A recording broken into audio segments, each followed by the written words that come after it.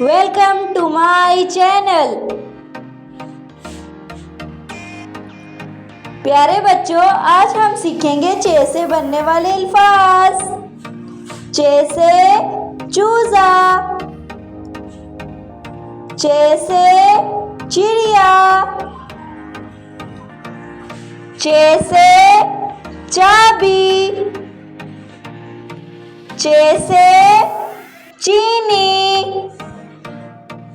चे से चूल्हा,